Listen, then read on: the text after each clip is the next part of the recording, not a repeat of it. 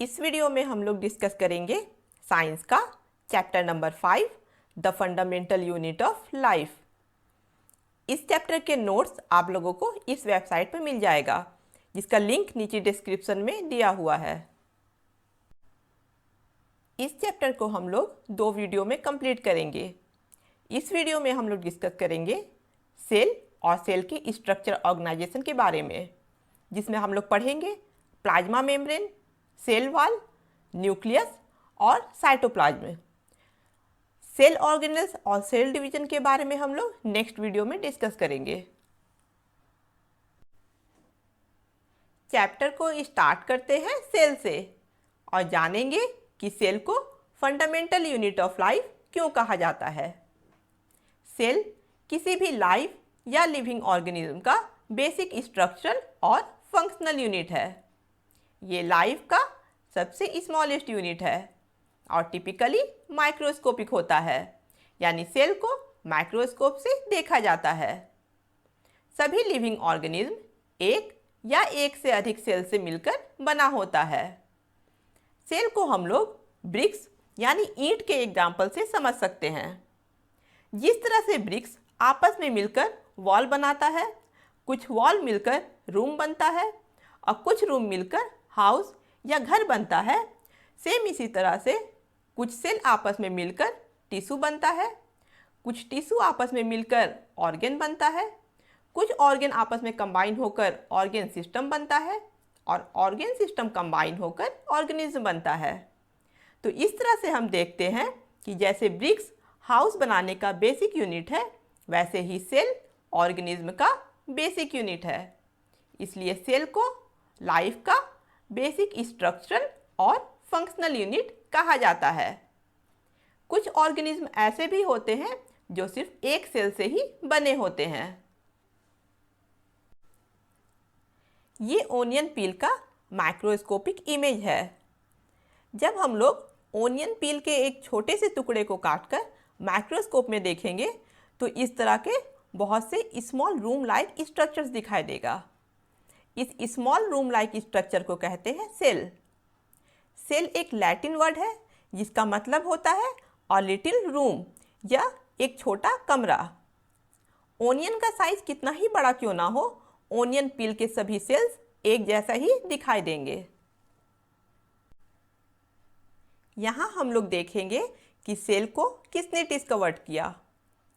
1665 में Robert Hooke ने खुद से बनाए हुए प्रिमिटिव माइक्रोस्कोप के हेल्प से कॉक स्लाइस को एग्जामिन किया और पाया कि कॉक स्लाइस हनीकॉम्ब यानी मधुमक्खी के छत्ते की तरह दिखाई दे रहा है।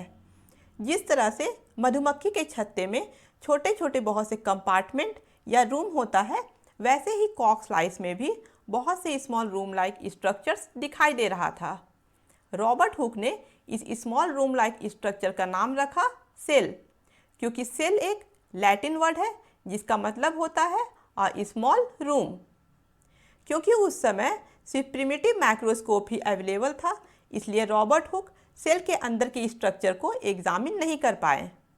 लिवेन हुक ने 1674 में इम्प्रूव्ड माइक्रोस्कोप के हेल्प से फ्री लिविंग सेल्स को डिस्कवर किया। 1831 में रॉबर्ट ब्राउन ने सेल में न्यूक्लियस को डिस्कवर किया और 1839 में पुरकिंजी ने सेल के फ्लूइड सब्सटेंस का नाम रखा प्रोटोप्लाज्म।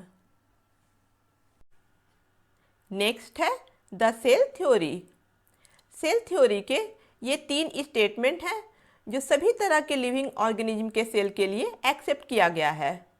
फर्स्ट है, सभी लिविंग ऑर्गेनिज्म एक या एक से अधिक सेल से बना होता है।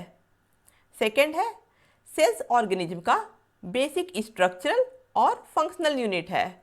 और थर्ड है, सभी न्यू सेल्स पहले से एग्जिस्ट सेल से प्रोड्यूस्ड होता है, क्योंकि प्री एग्जिस्ट सेल डिवाइड होता है और अपने ही तरह के नए सेल्स को प्रोड्यूस करता है। नेक्स्ट है shape and size of cells. कुछ ऑर्गेनिज्म में सेल डिफरेंट शेप और साइज के होते हैं। सेल्स का शेप और साइज उसके फंक्शन पर भी डिपेंड करता है। जैसे ह्यूमन बॉडी में different parts different function perform करता है, इसलिए सेल्स का शेप और साइज भी डिफरेंट होता है। जैसा कि इस इमेज में हम देख सकते हैं कि ह्यूमन बॉडी के डिफरेंट सेल्स डिफरेंट शेप और साइज के हैं। जैसे नर्व सेल ट्री के शेप में है, मसल सेल स्पिंडल शेप में है, ब्लड सेल डोनट के शेप में है, फैट सेल स्फेरिकल शेप में है, ओवम जो एक फीमेल रिप्रोडक्टिव सेल है वो लगभग राउंडेड शेप में है, स्पर्म जो एक मेल रिप्रोडक्टिव सेल है उसमें हेड और टेल लाइक स्ट्रक्चर है, और बोन सेल और इंटेस्टाइन के इनर लाइनिंग का सेल भी बिल्कुल डिफरेंट शेप में है। इस तरह से हम देख सकते हैं कि cells spherical, rectangular, spindle shaped या इरेगुलर भी हो सकता है। सेल का साइज भी वैरी करता है। कुछ सेल बहुत ही स्मॉल होता है और कुछ सेल बहुत ही लार्ज होता है। जैसे माइकोप्लाज्मा का सेल बहुत ही स्मॉल 0.0001 मिलीमीटर के साइज का होता है और नर्व सेल का साइज 1 मीटर होता है। कुछ सेल्स जैसे अमीबा जो एक यूनिसेलुलर ऑर्गेनिज्म है अपना शेप चेंज करता है। नेक्स्ट है टाइप्स ऑफ ऑर्गेनिज्म। सेल्स के नंबर के आधार पर ऑर्गेनिज्म दो टाइप के होते हैं, यूनिसेलुलर ऑर्गेनिज्म और मल्टीसेलुलर ऑर्गेनिज्म। फर्स्ट है यूनिसेलुलर ऑर्गेनिज्म। वो ऑर्गेनिज्म जो एक सिंगल सेल से बना होता है और वही एक सेल सभी फंक्शन परफॉर्म करता है, उसे कहते हैं यूनिसेलुलर ऑर्गेनिज्म। इसका एग्जाम्पल है अमीबा, पैरामीशियम और बैक्टीरिया। यहाँ हम देख सकते हैं कि अमीबा सिर्फ एक सेल से ही बना हुआ है और यही एक सेल सभी फंक्शन जैसे न्यूट्रिशन, लोकोमोशन या एक्सक्रीशन परफॉर्म करता है। सेकेंड है मल्टीसेलुलर ऑर्गेनिज्म। वो ऑर्गेनिज्म जो एक से अधिक सेल से बना होता है और बॉडी में डिफरेंट फंक्शन परफॉर्म करता है, उसे कहते हैं मल्टीसेलुलर ऑर्गेनिज्म। प्लांट्स, एनिमल्स और ह्यूमन बीइंग मल्टीसेलुलर ऑर्गेनिज्म हैं। नेक्स्ट है what is a cell made up of. Cell किस चीज़ से मिलकर बना होता है। सेल चाहे प्लांट्स के हो, एनिमल्स के हो या ह्यूमन बीइंग के, सभी सिंगल सेल 3 कंपोनेंट से मिलकर बना होता है। फर्स्ट है सेल मेम्ब्रेन या प्लाज्मा मेम्ब्रेन, सेकेंड है न्यूक्लियस और थर्ड है साइटोप्लाज्म। सेल का आउटर बाउंड्री सेल मेम्ब्रेन है, सेल के अंदर राउंडेड स्ट्रक्चर न्यूक्लियस है और सेल के अंदर का जेल लाइक कंपोनेंट साइटोप्लाज्म है।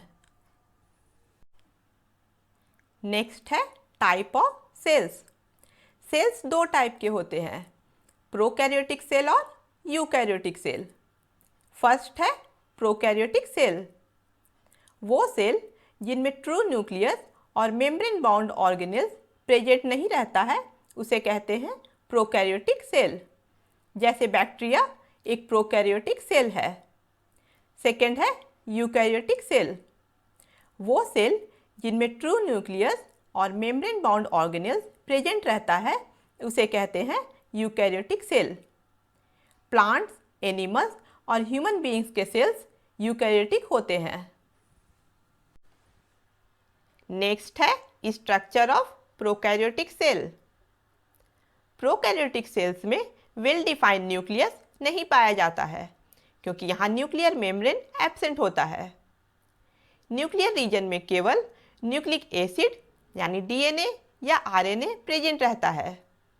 इस रीजन को कहा जाता है न्यूक्लियोइड। मोस्ट प्रोकैरियोटिक सेल्स में प्लाज्मा मेम्ब्रेन के चारों ओर सेल वॉल पाया जाता है। प्रोकैरियोटिक सेल्स में दूसरे मेम्ब्रेन बाउंड ऑर्गेनेल्स जैसे plastid, endoplasmic reticulum, Golgi apparatus और माइटोकॉन्ड्रिया एब्सेंट होता है, लेकिन सेल के साइटोप्लाज्म में राइबोसोम प्रेजेंट होता है। फोटोसिंथेटिक बैक्टीरिया जो फोटोसिंथेसिस के लिए कैपेबल होते हैं, उनमें क्लोरोफिल पाया जाता है। प्रोकैरियोटिक सेल्स में प्लास्टिड नहीं होता है, इसलिए क्लोरोफिल मेम्ब्रेन वेसिकल्स के साथ में एसोसिएट रहता है।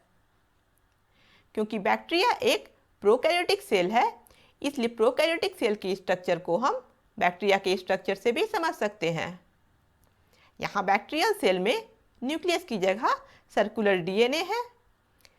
प्लाज्मा मेम्ब्रेन के चारों ओर सेल वॉल प्रेजेंट है। सेल के साइटोप्लाज्म में कोई भी मेम्ब्रेन बाउंड ऑर्गेनेल्स प्रेजेंट नहीं है, लेकिन साइटोप्लाज्म में राइबोसोम प्रेजेंट है। नेक्स्ट है structure of eukaryotic cell.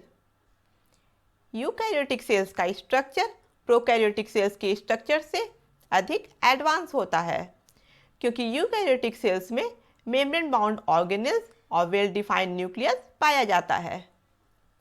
Eukaryotic cells में जेनेटिक मटेरियल डीएनए होता है जो न्यूक्लियस के अंदर प्रेजेंट रहता है और न्यूक्लियस न्यूक्लियर मेम्ब्रेन से घिरा हुआ रहता है।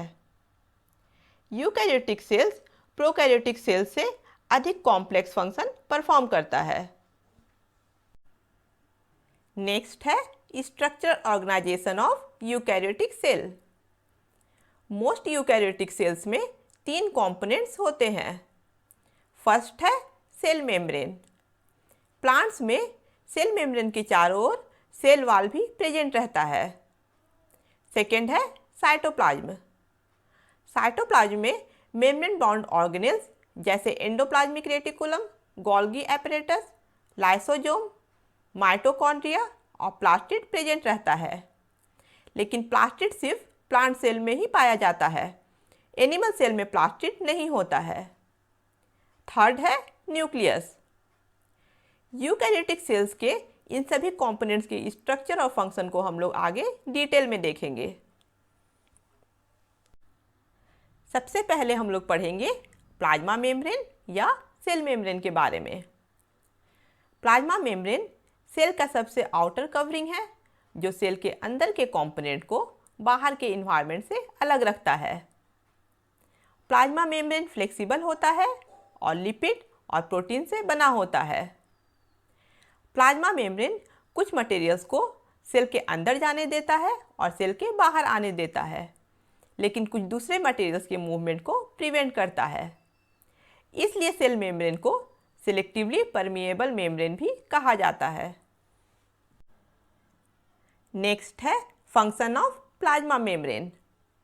क्योंकि प्लाज्मा मेम्ब्रेन सिलेक्टिवली परमिएबल होता है, इसलिए ये कुछ लिमिटेड सब्सटेंसेस को ही सेल के अंदर जाने और सेल के बाहर निकलने का अलाउ करता है।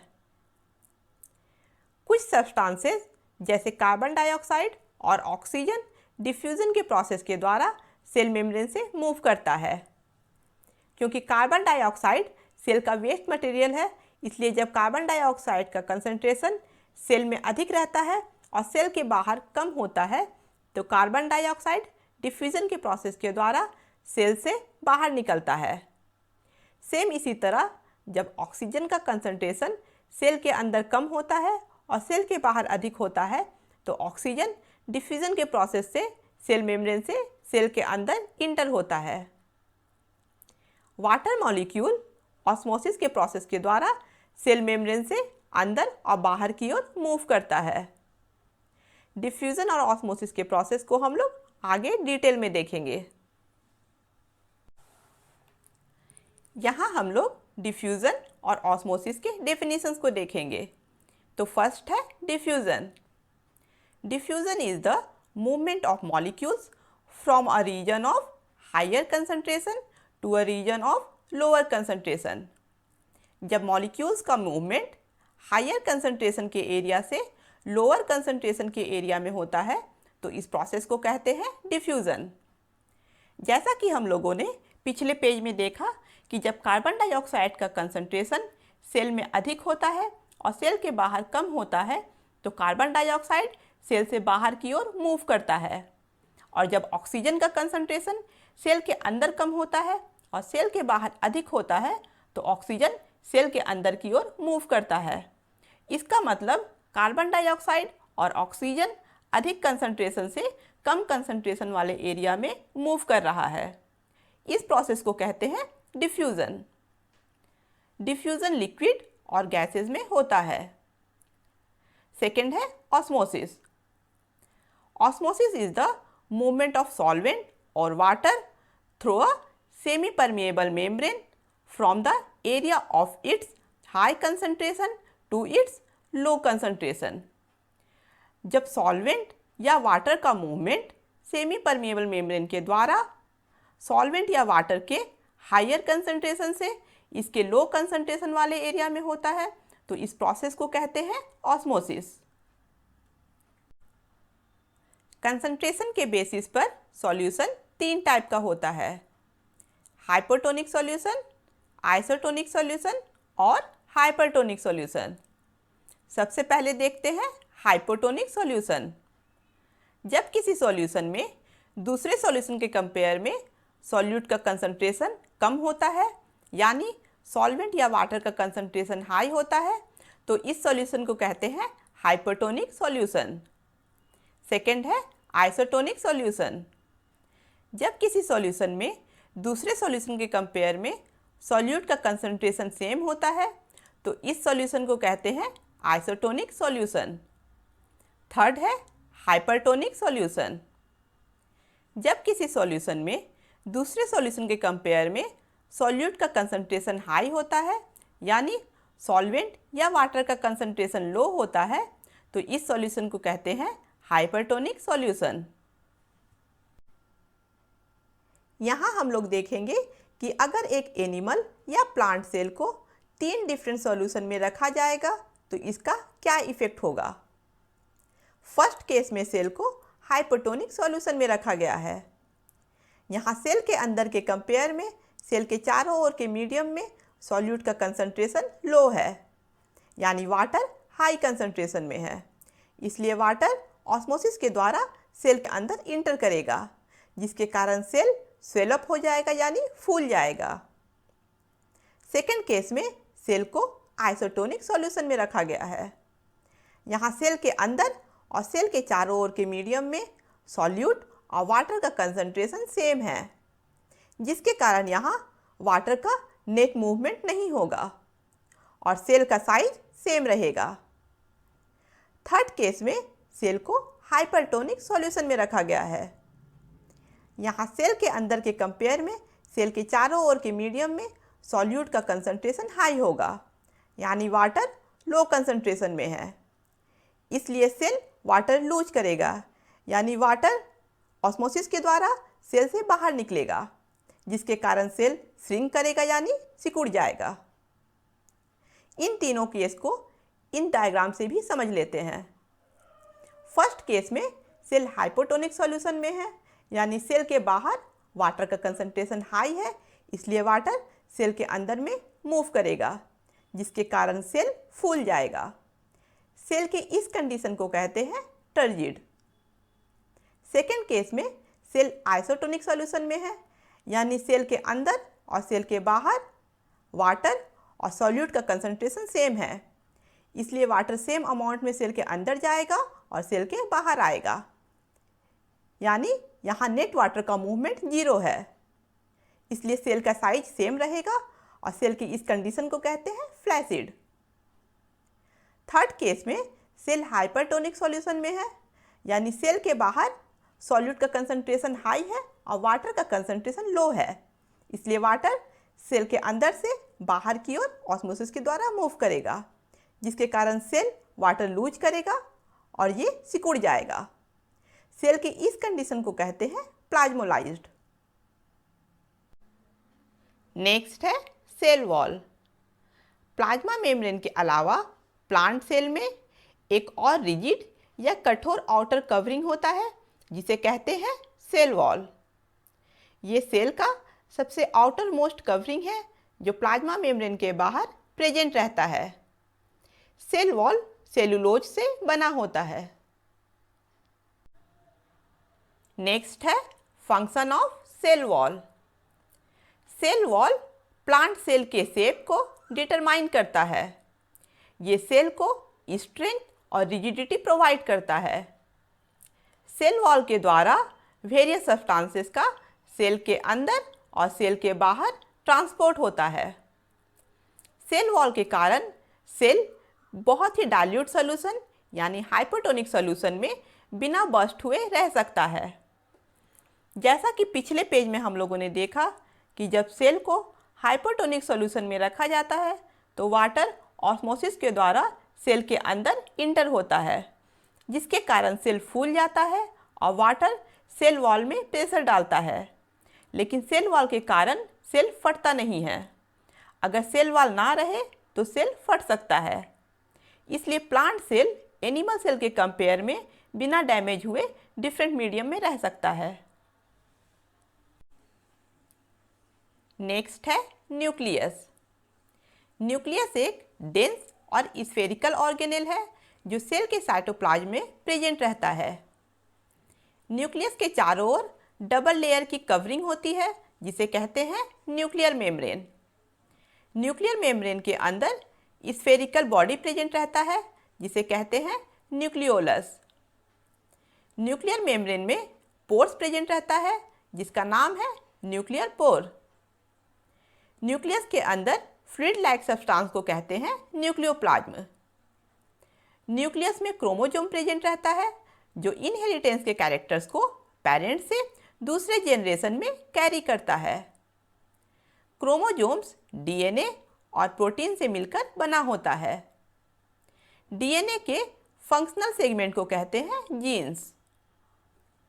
यहाँ हम देख सकते हैं कि न्यूक्लियस के चारों ओर न्यूक्लियर मेम्ब्रेन है।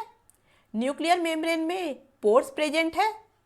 न्यूक्लियस के अंदर इस डेंस स्फेरिकल स्ट्रक्चर को कहते हैं न्यूक्लियोलस। न्यूक्लियस के अंदर के इस फ्लूइड लाइक सब्सटेंस को कहते हैं न्यूक्लियोप्लाज्म और इस थ्रेड लाइक स्ट्रक्चर को कहते हैं क्रोमोसोम। जब क्रोमोसोम कम डेंस होता है और इस तरह से लूज दिखाई देता है तो इसे कहते हैं क्रोमाटिन। यहाँ हम देख सकते हैं कि न्यूक्लियर मेम्ब्रेन के साथ में एंडोप्लाज्मिक रेटिकुलम भी अटैच है। एंडोप्लाज्मिक रेटिकुलम के बारे में हम लोग आगे पढ़ेंगे। Function of nucleus. Nucleus cellular reproduction में इम्पॉर्टेंट रोल प्ले करता है। सेलुलर रिप्रोडक्शन वो प्रोसेस है जिसके द्वारा सिंगल सेल डिवाइड होकर दो न्यू सेल फॉर्म करता है। न्यूक्लियर पोर्स मटेरियल्स को न्यूक्लियस के अंदर से न्यूक्लियस के बाहर यानी साइटोप्लाज्म में ट्रांसफ़र करता है। न्यूक्लियोलस सेल के सभी मेटाबॉलिक एक्टिविटीज़ को कंट्रोल करता है और डीएनए का फंक्शनल सेगमेंट यानी जीन्स हेरिडिटी के कैरेक्टर्स को पेरेंट से ऑफस्प्रिंग में ट्रांसफ़र करता है। नेक्स्ट है cytoplasm. Cytoplasm jelly like fluid substance है जो प्लाज्मा मेम्ब्रेन और न्यूक्लियर मेम्ब्रेन के बीच में प्रेजेंट रहता है। साइटोप्लाज्म का ये एरिया लाइट स्टेन लेता है, यानी जब सेल को माइक्रोस्कोप से देखने के लिए आयोडीन, सैफ्रानिन या मिथाइलिन ब्लू से स्टेन किया जाता है तो साइटोप्लाज्म का ये एरिया लाइट दिखाई देता है। साइटोप्लाज्म में कुछ स्पेशलाइज्ड कंपोनेंट्स पाया जाता है जो स्पेसिफिक फंक्शन परफॉर्म करता है। इन स्पेशलाइज्ड कंपोनेंट्स को कहते हैं सेल ऑर्गेनेल्स। सेल ऑर्गेनेल्स के बारे में हम लोग नेक्स्ट वीडियो में डिस्कस करेंगे। उम्मीद है ये वीडियो आप लोगों को पसंद आया होगा। अगर आप लोगों को ये वीडियो पसंद आया तो इसे लाइक कीजिए, अपने फ्रेंड के साथ शेयर कीजिए और मेरे चैनल को सब्सक्राइब कीजिए। अगर आपके पास किसी तरह के कोई सजेशंस या क्वेरीज हैं तो उसे कमेंट बॉक्स में ज़रूर लिखिए।